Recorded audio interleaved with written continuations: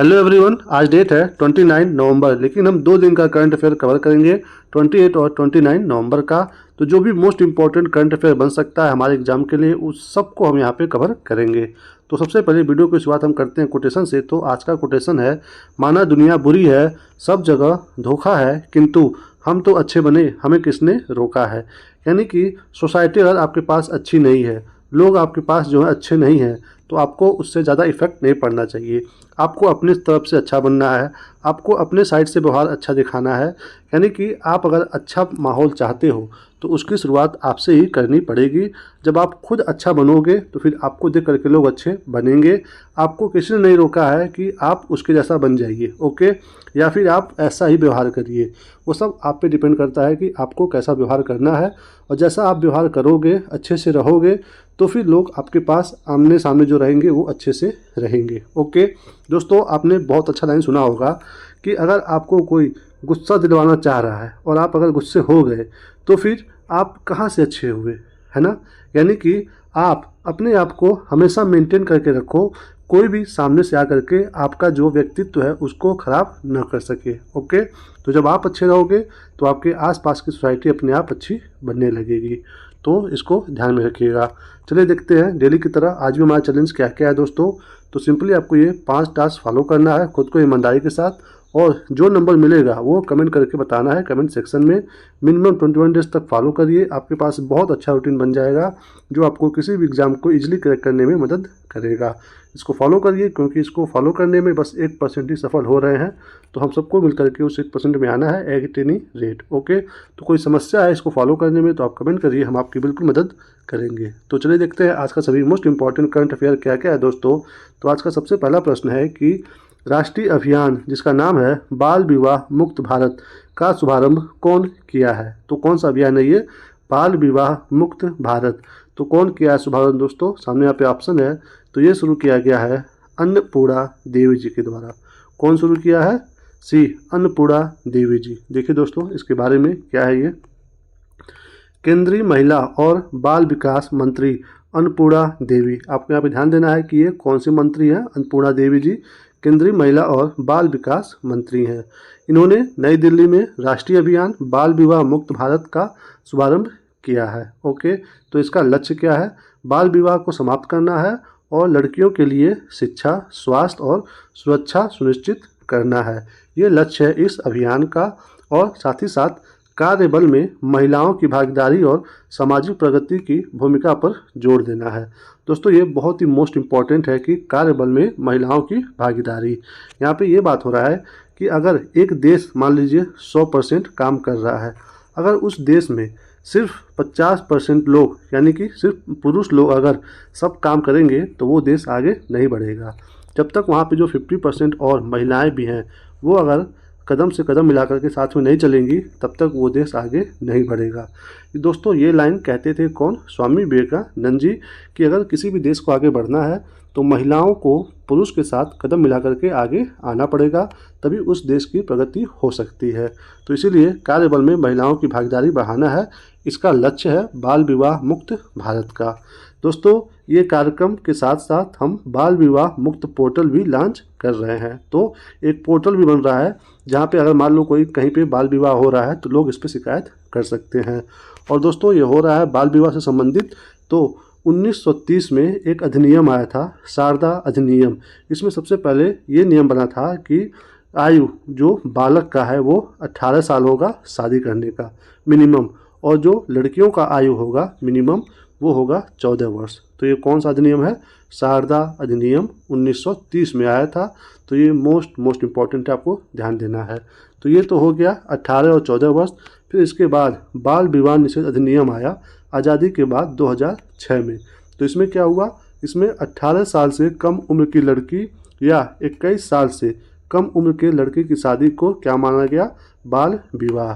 तो यहाँ पे फिर से उम्र बढ़ा दी गई। ओके, यानी कि गर्ल्स का मिनिमम एज क्या हो गया 18 और बॉय का मिनिमम एज हो गया 21। तो ये कब से बना है, 2006 से। शुरुआत हुआ था 1930 में शारदा अधिनियम से, फिर 2006 में प्रेजेंट टाइम में जो नियम है वो लागू हुआ है। तो ये ध्यान दीजिएगा। ईयर भी और शारदा अधिनियम किससे संबंधित है, तो ये बाल विवाह से संबंधित है। ओके दोस्तों, चलिए अब चलते हैं अगले प्रश्न पे। अगला क्या है, 12वें अंतर्राष्ट्रीय पर्यटन मार्ट का आयोजन किस राष्ट्रीय उद्यान में हुआ है। तो किसकी बात हो रही है, 12वें नंबर की अंतर्राष्ट्रीय पर्यटन मार्ट की। तो ये किस में हुआ है दोस्तों, ये बताना है। सामने यहाँ पे ऑप्शन है, तो दोस्तों ये हुआ है ए, काजीरंगा राष्ट्रीय उद्यान में। कहाँ पे हुआ है, काजीरंगा नेशनल पार्क में। क्या है दोस्तों यहाँ पे देखिए, ये केंद्रीय पर्यटन मंत्रालय ने असम के काजीरंगा में अंतर्राष्ट्रीय पर्यटन मार्ग का उद्घाटन किया है। दोस्तों ध्यान दीजिए, ये कहाँ पे है, काजीरंगा, ये असम में है। और किसने किया है, केंद्रीय पर्यटन मंत्रालय ने। ओके, इसका उद्घाटन केंद्रीय पर्यटन और संस्कृति मंत्री जो कि श्री गजेंद्र सिंह शेखावत हैं, इनके द्वारा किया गया है। यानी कि ये मंत्रालय किया है और ये मंत्री किए हैं। तो इनका नाम ध्यान दीजिए, क्या है, गजेंद्र सिंह शेखावत, और ये हैं केंद्रीय पर्यटन और संस्कृति मंत्री। ओके दोस्तों, और इसका उद्देश्य क्या है, हम क्यों कर रहे हैं ये, क्योंकि हमारा उद्देश्य है कि घरेलू और अंतर्राष्ट्रीय पर्यटकों के लिए पूर्वोत्तर क्षेत्र की अनंत पर्यटन संभावनाओं को उजागर करना है। यानी कि जो हमारा नॉर्थ ईस्ट का रीजन है, वहाँ पे पर्यटन का मतलब बढ़ावा हो, लोग पर्यटन वहाँ पे घूमने जाएं, पर्यटक लोग। तो इसलिए इसको यहाँ पे किया जा रहा है। कहाँ पे, काजीरंगा राष्ट्रीय उद्यान में।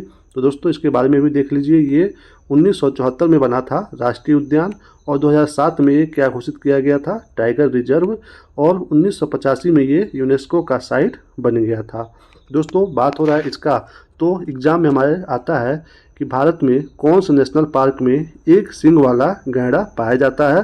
तो दोस्तों ये यहीं पे पाया जाता है, एक सींग वाला गैंडा। ऐसे भी क्वेश्चन एग्जाम में आता है। और इससे एक नदी गुजरती है, उसका नाम है डीप होलू। चलते हैं अगले प्रश्न पे। अगला क्या है दोस्तों, विश्व के सबसे बुजुर्ग व्यक्ति, उनका नाम है जॉन टिनिस वुड, का निधन हो गया है। ये कितने वर्ष के थे, ये आपको बताना है। तो ये दोस्तों ये विश्व के सबसे वयस्क बुजुर्ग व्यक्ति थे। तो अब इनका निधन हो गया है, तो ये किस एज के थे उस समय, ये आपको बताना है दोस्तों। सामने यहाँ पे ऑप्शन है, तो ये थे 112 साल के। सी, 112 साल के थे ये विश्व के सबसे बुजुर्ग व्यक्ति।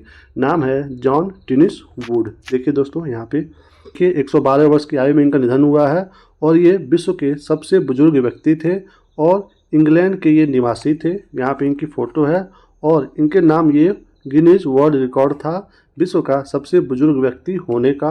तो इसके बारे में भी देख लीजिए, गिनीज वर्ल्ड रिकॉर्ड के बारे में। इसका प्रकाशन कौन करता है, जिम पैटिसन ग्रुप। किसका, गिनीज वर्ल्ड रिकॉर्ड का।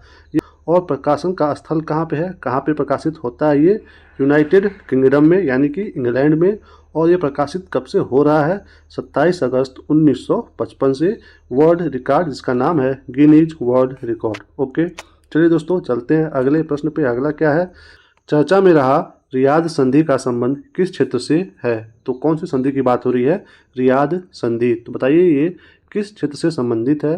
सामने दोस्तों यहाँ पे ऑप्शन है, ये संबंधित है डी, बौद्धिक संपदा से। ओके दोस्तों देखिए इसके बारे में यहाँ पे क्या बात हो रहा है। रियाद डिजाइन लॉ ट्रीटी जो विश्व बौद्धिक संपदा संगठन के सदस्य देशों द्वारा अपनाई गई है, पर भारत ने हस्ताक्षर किए हैं। तो इसीलिए ये भी चर्चा में है, क्योंकि भारत ने इस पे साइन किया है, और ये संबंधित किससे है, बौद्धिक संपदा से संबंधित है। पूरा नाम है Riyadh design law treaty. Okay, इसका फ़ायदा क्या है, इस ऐतिहासिक संधि का उद्देश्य है औद्योगिक डिजाइन जो भी होते हैं उनका पंजीकरण प्रक्रियाओं को वैश्विक स्तर पर एक रूप बनाना है, और डिजाइन आवेदकों के लिए प्रक्रिया को सरल और कुशल बनाना है। यानी कि जैसे लोगो होता है ना हर एक कंपनी का, तो वो एक तरह से रजिस्टर्ड होता है, तो उसे बोलते हैं हम लोग बौद्धिक संपदा। यानी कि अगर मान लीजिए ये रजिस्टर्ड है, तो इस पर अगर कोई नकली बनता है सेम टू सेम, तो ये चाहेगा तो इस पर केस कर देगा कि हमारे नाम पे यहाँ पे नकली आइटम बन रहा है। तो इसीलिए ये इम्पोर्टेंट होता है यहाँ पे आपका बौद्धिक संपदा होना। ओके चलिए दोस्तों देखिए इसका कारण क्या है, क्यों यहाँ पे साइन किया है भारत। क्योंकि पिछले दशक में डिजाइन जो पंजीकरण हुआ है वो 3 गुना ज़्यादा हुआ है, और पिछले 2 वर्षों में जो घरेलू आवेदन हुआ है वो 120% ज़्यादा हुआ है। तो इसलिए भारत ने सोचा है कि अब हम अंतर्राष्ट्रीय लेवल का जो संधि है उसको साइन कर लेते हैं। तो ये जो कॉन्फ्रेंस ऑन डिजाइन लॉ हो रहा था रियाद 2024 का, वहाँ पे साइन किया है भारत इसको। तो इसलिए ये चर्चा का विषय बना हुआ है, संबंधित है ये बौद्धिक संपदा से। ओके दोस्तों, चलिए चलते हैं अगले प्रश्न पे। अगला क्या है, भारत सरकार ने अटल इनोवेशन मिशन के लिए कितने बजट को मंजूरी दी है। तो कौन सा मिशन है ये, अटल इनोवेशन मिशन। तो कितना बजट है इसका ये आपको बताना है। तो दोस्तों सामने यहाँ पे ऑप्शन है, तो इसका बजट रखा गया है 2750 करोड़। कितना है, 2750 करोड़ इसका बजट है अटल इनोवेशन मिशन के लिए। देखिए दोस्तों इसके बारे में, अटल इनोवेशन मिशन 2.0 का बजट 2750 करोड़ रुपए है। 2.0 क्यों बोल रहे हैं इसको दोस्तों, क्योंकि ये पहली बार 2016 में आया था। किस चीज़ के लिए, देश में नवाचार और उद्यमिता को बढ़ावा देने के लिए। किसके द्वारा, नीति आयोग के द्वारा 2016 में अटल इनोवेशन मिशन के रूप में शुरू किया गया था। तो ये पहले क्या था, अटल इनोवेशन मिशन, और अब आया है फिर से तो 2.0 हो गया है। दोस्तों अटल इनोवेशन मिशन 2.0 के दायरे में विस्तार करके, यानी कि इसका दायरा अब टाइमलाइन बढ़ा दिया गया है। कब तक के लिए, 31 मार्च 2028 के लिए। तो प्रेजेंट टाइम में इसका उद्देश्य क्या है, इसका दोस्तों उद्देश्य यही है कि हमें इनपुट बढ़ाना है, किसमें, उद्यमिता में। साथ ही साथ जो सफलता का दर होता है उसमें सुधार लाना है और आउटपुट की गुणवत्ता में सुधार करना है, यानी कि क्वालिटी इम्प्रूव करना है किसी भी फील्ड में। तो ये लक्ष्य है इसका अटल इनोवेशन मिशन 2.0 का, जिसका बजट कितना है, 2750 करोड़। ओके, 2016 में आया था नीति आयोग के द्वारा। तो यहाँ पे बात हो रहा है नीति आयोग का, तो देख लीजिए इसके बारे में भी दोस्तों। नीति आयोग यहाँ पे इसका ये लोगो है और full form national institution for transforming India, ये इसका फुल फॉर्म है। बार बार क्वेश्चन में आता रहता है ये, तो ध्यान दीजिए इसका फुल फॉर्म भी। ओके, इसका गठन कब हुआ था, 1 जनवरी 2015 को, और ये 1950 में जो संस्था था योजना आयोग, उसका स्थान लिया है। ओके, यानी कि ये नया नहीं है, ये स्थान लिया है योजना आयोग का जो 1950 में बना था। तो नीति आयोग का उद्देश्य क्या है, इसका उद्देश्य है सभी राज्यों को एक साथ मिला करके राष्ट्रीय हित में कार्य करना और सबको एक साझा मंच प्रदान करना। ये है लक्ष्य नीति आयोग का। और इसके अध्यक्ष कौन होते हैं, तो जो भी हमारे देश का पीएम रहता है वही इसका ऑटोमेटिक अध्यक्ष बन जाता है। तो पीएम होते हैं इसके अध्यक्ष नीति आयोग के। ये सब इम्पोर्टेंट है, बार बार यहाँ से क्वेश्चन आता रहता है, तो अच्छे से आप इसको देख लीजिए। चलिए चलते हैं अगले प्रश्न पे। अगला क्या है दोस्तों, पैन 2.0 परियोजना का उद्देश्य क्या है। तो कौन सा परियोजना है ये, पैन 2.0। तो सामने यहाँ पे ऑप्शन है, उद्देश्य क्या है इसका दोस्तों। तो इसका उद्देश्य है कि जो पैन कार्ड होता है उसका डिजिटलीकरण करना है और इसमें सुधार लाना है, यानी कि उसको और डिजिटल बनाना है पैन को, और इसमें जो भी कमियां रह गई हैं उसमें सुधार लाना है। ये है लक्ष्य इसका पैन 2.0 परियोजना का।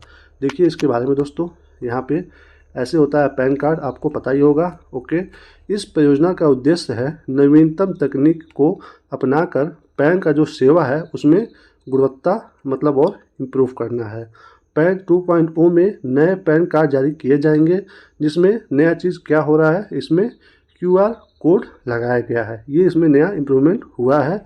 इसके ज़रिए नकली पैन कार्ड की पहचान करना काफ़ी आसान हो जाएगा। ओके, और जिसके पास ऐसा नहीं होगा, जिस मान लीजिए आपके पास पुराना वाला है, तो ऐसा नहीं है कि आपका बेकार हो गया, आपके पास है जो वो सही है।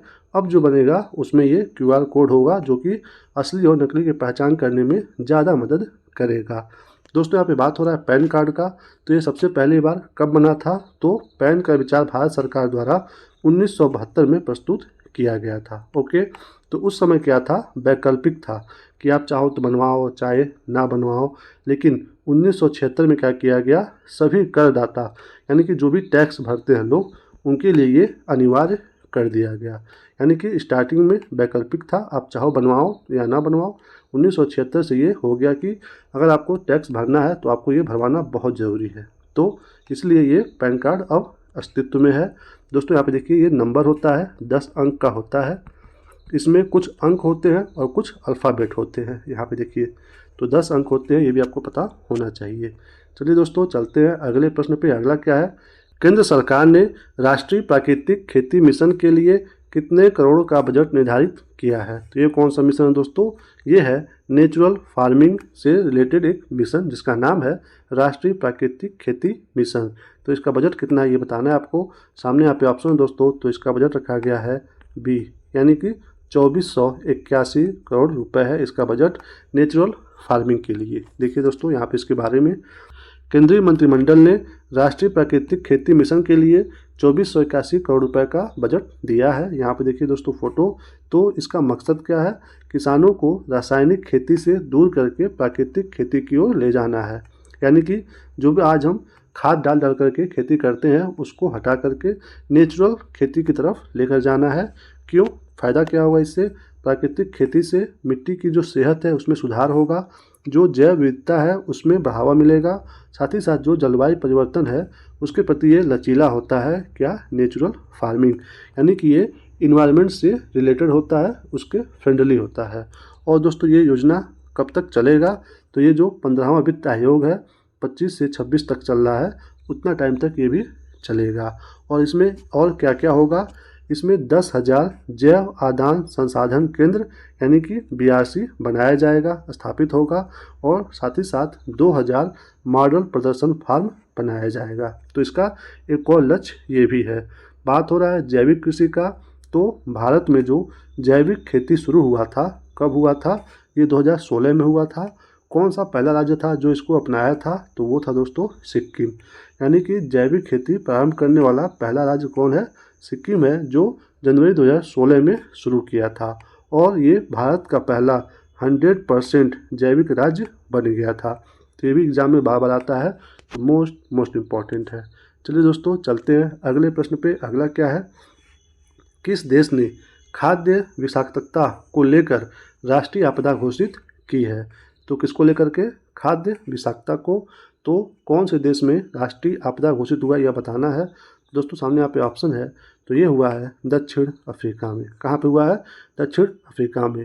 दोस्तों आप लोग वीडियो देखते हैं, वीडियो को लाइक नहीं करते हैं और शेयर भी नहीं करते हैं, और चैनल पे नए हो तो सब्सक्राइब तो ज़रूर कर लीजिए और वीडियो को लाइक भी करिए, क्योंकि आप वीडियो देखते हो, हम इतना मेहनत से बनाते हैं, आपका एक वीडियो पे जो लाइक होता है वो हमें बहुत मोटिवेट करता है। तो वीडियो को एक लाइक ज़रूर दे दिया करिए। ओके, तो देखिए दोस्तों इसके बारे में कहाँ पे हुआ है, ये दक्षिण अफ्रीका में। तो इसके बारे में डिटेल में देख लीजिए क्या कह रहा है यहाँ पे।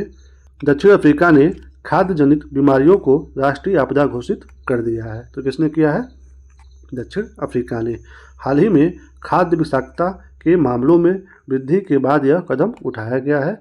इस घटना में दर्जनों बच्चों की मौत हो गई है और सैकड़ों लोग अस्पताल में भर्ती हैं, इसलिए कदम उठाना पड़ा है। ओके दोस्तों, बात हो रहा है दक्षिण अफ्रीका का। तो ये देखिए इसका लोकेशन भारत से, यहाँ पे देखिए इसको जूम करके। तो इसके बारे में देख लीजिए कि जो तुगेला फॉल्स है, क्या है ये, तुगेला फॉल्स, ये दुनिया का सबसे ऊंचा झरना है जो कि दक्षिण अफ्रीका में स्थित है। ये भी क्वेश्चन एग्जाम में बार आता है कि दुनिया का सबसे दूसरा ऊंचा झरना कहाँ पे है, तो ये तुगेला फॉल्स में है। कहाँ पे है ये, दक्षिण अफ्रीका में। और यहाँ पे बहुत ही फेमस खान है, क्या नाम है उसका, किम्बरले खान। तो ये हीरा के लिए फेमस है। यहाँ पे दोस्तों ये आपके पास दो क्वेश्चन ऐसे बन के आ सकता है कि किम्बरले की खान किस देश में है, तो ये दोस्तों ये है दक्षिण अफ्रीका में। और यदि ये पूछे कि किम्बरले खान किस चीज़ के लिए फेमस है, तो वो हीरे के लिए फेमस है। और एग्जाम में पूछता है कि विश्व का स्वर्ण नगर किसे कहते हैं, तो दक्षिण अफ्रीका के जोहान्सबर्ग को, इसको बोलते हैं विश्व का स्वर्ण नगर। ओके, तो अगर बात हो रहा है दक्षिण अफ्रीका का, तो देख लीजिए कि इसकी राजधानी है, इसकी 3 राजधानी है दोस्तों। कौन कौन सा, एक है प्रिटोरिया, ये है प्रशासनिक राजधानी, और दूसरा है केप टाउन, ये है विधायी राजधानी, और तीसरा है ब्लूम फोंटेन, ये है न्यायिक राजधानी। तो अगर दक्षिण अफ्रीका का राजधानी पूछे तो आप ध्यान दीजिए कि पूछ क्या रहा है, प्रशासनिक, विधायिक या न्यायिक। तो ये 3 राजधानी है इसका। और यहाँ का मुद्रा क्या है, तो ये है दक्षिण अफ्रीकी रैंड। क्या है, दक्षिणी अफ्रीकी रैंड। दोस्तों यहाँ पे इस मैप को देखिए आप, इस मैप में आपको एक बहुत ही इंटरेस्टिंग चीज़ मैं बताने वाला हूँ। क्या, ये देखिए, ये है साउथ अफ्रीका, जो ये कलरफुल है, बट बीच में आपको क्या दिख रहा है, एक देश लिसोथो। तो सोचिए एक देश के अंदर एक देश पाया जाता है, यानी कि अगर ये साउथ अफ्रीका एक देश है तो इसके अंदर भी एक दूसरा देश है, नाम है लिसोथो। तो ये क्वेश्चन हमारे एग्जाम में आता है कि किस देश के अंदर एक देश पाया जाता है, तो वो साउथ अफ्रीका है जिसके अंदर एक देश लिसोथो पाया जाता है।